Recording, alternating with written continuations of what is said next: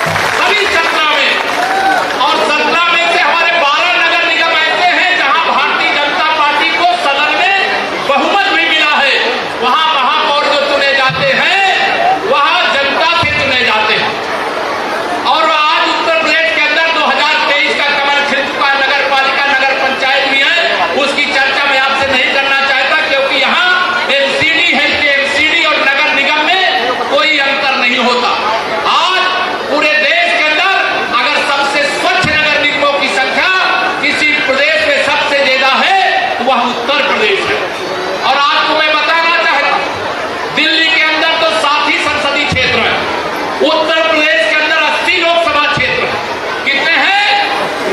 80 लोकसभा क्षेत्र।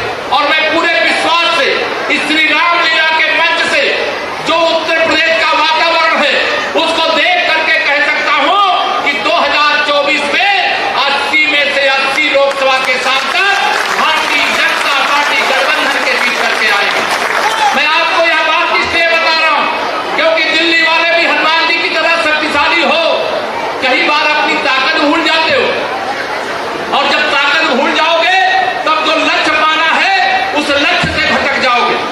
2024 का लोकसभा चुनाव मैं यह मानता हूं, करो या मरो, 2024 के लोकसभा चुनाव में सारी विपक्षी पार्टियां एक तरफ खड़ी हैं और भारतीय जनता पार्टी माननीय नरेंद्र मोदी जी के नेतृत्व में एक तरफ खड़ी है।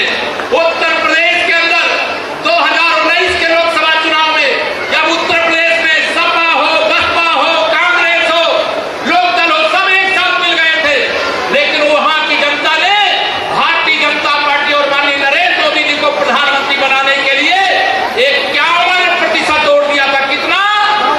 51%। और 51% वोट के साथ हमें 64 सांसद 80 में से जब सारी पार्टियां सामने एक हो गई थी उस समय जीते। जब तो हम 2 और सीटें जीत चुके हैं, एक मोहम्मद आजम खां के रामपुर में हमने रामपुर को रामपुर बना दिया, वहां कमल खिला दिया, आज वहां भाजपा का सांसद बन गया है। आजमगढ़ जहां से श्री अखिलेश यादव जी सांसद हुआ करते थे वहां चुनाव हुआ, वहां दिनेश लाल यादव निरहुआ सांसद बन करके देश की संसद में पार्टी भारतीय जनता पार्टी का प्रतिनिधित्व करते हैं। 66 सांसद हमारे इस समय हैं, 14 और पूरा करने के लिए पार्टी जोर शोर से लगी है। माननीय नरेंद्र मोदी जी के नेतृत्व वाली सरकार के 9 वर्ष पूरे होने वाले हैं और आप सब जिम्मेदारी से, मैंने सुना यहाँ पे जो योजनाएं केंद्र सरकार के माध्यम से बनाई जाती हैं, जो गरीब कल्याण के लिए बनाई जाती हैं, आम आदमी पार्टी उसमें अपना स्टिकर चस्पा कर देती है। आप सब में से तमाम लोग होंगे जिन्हें कोरोना काल से लेकर के अब तक प्रधानमंत्री गरीब कल्याण अन्न योजना के माध्यम से राशन मिल रहा होगा। मिल रहा है कि नहीं मिल रहा है? और वह मैंने सुना यहाँ केजरीवाल ने कहा कि हम दे रहे हैं। अरे नहीं मेरे भाई बहनों, वो अगर उसको राशन बेचना होता वो बेच करके खा गया होता, जैसे शराब घोटाला किया वैसे खाद्यान्न घोटाला कर लेता। लेकिन आप सब तो यहाँ जो लगातार ऐसी अनेक कल्याणकारी योजनाएं, मैं उस पर जाना नहीं चाहता, यहाँ के सभी नेता बताएंगे, लेकिन मैं आप सब लोगों को इतना ही कहना चाहता हूं, 2024 का लोकसभा चुनाव होने से पहले यह याद रहना चाहिए। और आप में से जो यूपी वाले हो, कभी जाते हो कि नहीं जाते हो? कुछ बदला है कि नहीं बदला है यूपी? आज गुंडे वहां थर थर थर थर कांपते हैं। अपराधियों के खिलाफ सख्त से सख्त कार्रवाई होती है, भ्रष्टाचारियों के खिलाफ सख्त से सख्त कार्रवाई होती है। माताओं बहनों की सुरक्षा का कमल आज कमल का फूल बन गया है। 25 करोड़ यूपी की जनता पूरी तरह से अपने को सुरक्षित महसूस करती है, क्योंकि वहां भारतीय जनता पार्टी की आदरणीय योगी आदित्यनाथ जी के नेतृत्व में माननीय प्रधानमंत्री नरेंद्र मोदी जी के मार्गदर्शन में काम करने वाली सरकार चल रही है। मैं आप सबको एक निवेदन करके यहां जाना चाहता हूं। बड़ी देर से, बहुत देर से बैठे हो।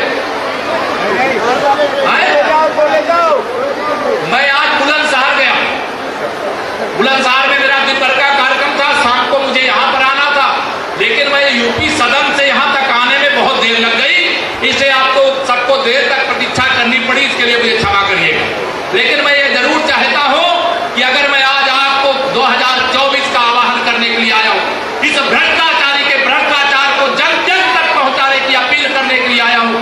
9 वर्ष में माननीय नरेंद्र मोदी जी के नेतृत्व में जो सरकार बनी, जिस सरकार ने भारत की अर्थव्यवस्था को विश्व की 5वीं अर्थव्यवस्था कोरोना के महासंकट का सामना करते हुए भी बना करके देने का काम किया, जिस भारत के अंदर आज हमारे प्रधानमंत्री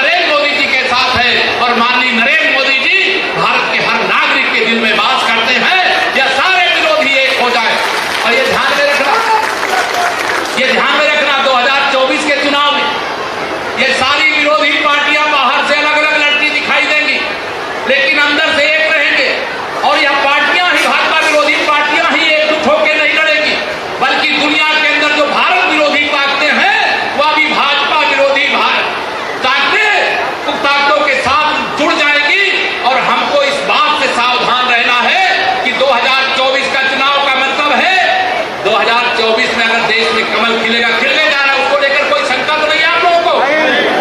2024 में कमल खिलने जा रहा है और 2024 में कमल खिलने के बाद मेरा विश्वास है, जो 2024 में कमल खिलने के बाद जब आजादी के 100 साल पूरे होंगे, कब पूरे होंगे? 2047 में।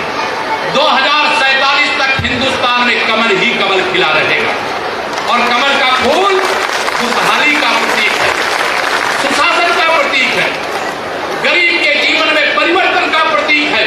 और जो आप सोच रहे हो, आप में से तमाम लोग जो बड़े बड़े ये हाईवे बनते हुए देख रहे हो, चाहे हरियाणा की ओर जाओ, चाहे यूपी की ओर जाओ, आज कैसा सड़कों का जाल, ये दिल्ली सरकार नहीं बना रही, उसमें वो अपना स्टिकर लगाएगा कि हम बना रहे हैं। लेकिन अगर उनका जो काम है, जैसे यूपी के अंदर अविरल गंगा, निर्मल गंगा, नमामि गंगे मंत्रालय, ये भारत सरकार ने बना करके 20,000 करोड़ का फंड उसके अंदर देने का काम किया था।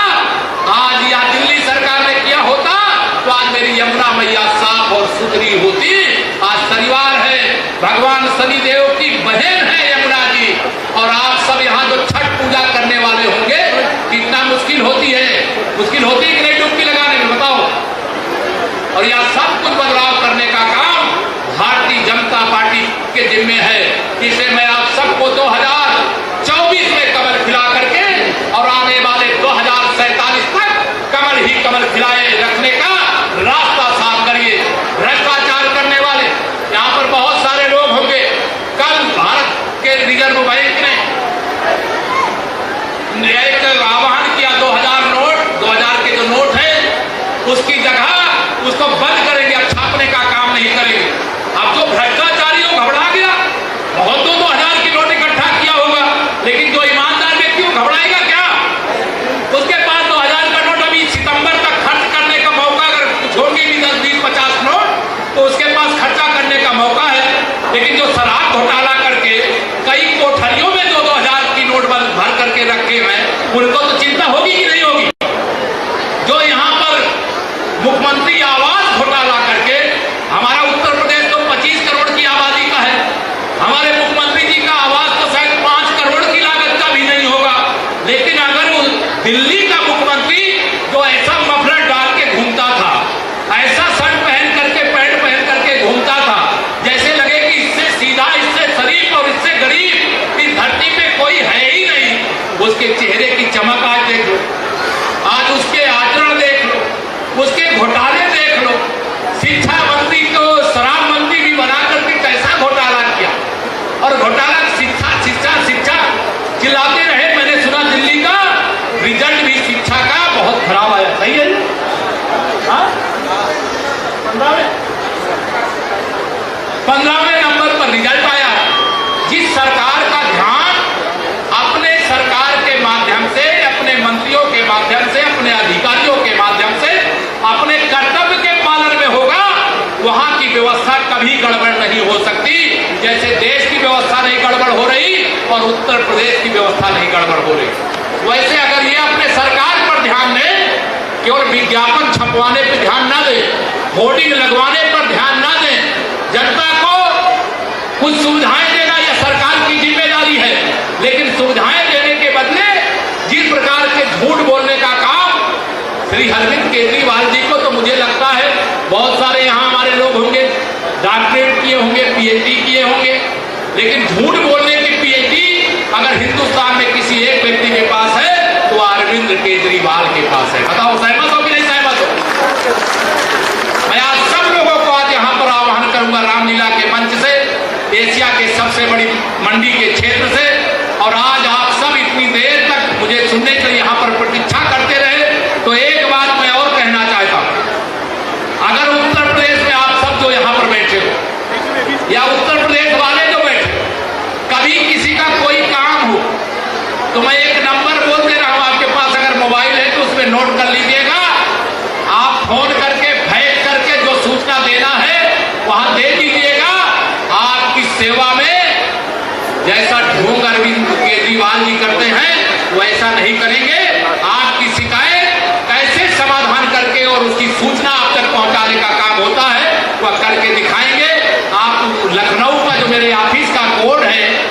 वो 0522 है, 0522। और जो हमारा वहां ऑफिस का मेरे नंबर है 223990 2239990, या मेरे ऑफिस का नंबर है। आपको फैक्स करना हो तो इनसे फैक्स नंबर लेकर के, आपको फोन पर कोई समस्या नोट कराना है फोन पर नोट करा करके, और मैं दिल्ली के लिए इस नंबर को दिल्ली की जनता, जो उत्तर प्रदेश के लोग रहते हैं या उत्तर दिल्ली में रहते हैं, उत्तर प्रदेश की कोई समस्या है अगर बताना है तो ये आपके लिए नंबर आज से ऐलान कर रहा हूं। आप कोई भी समस्या हो बताइएगा, उसका समाधान करने का प्रयास करेंगे।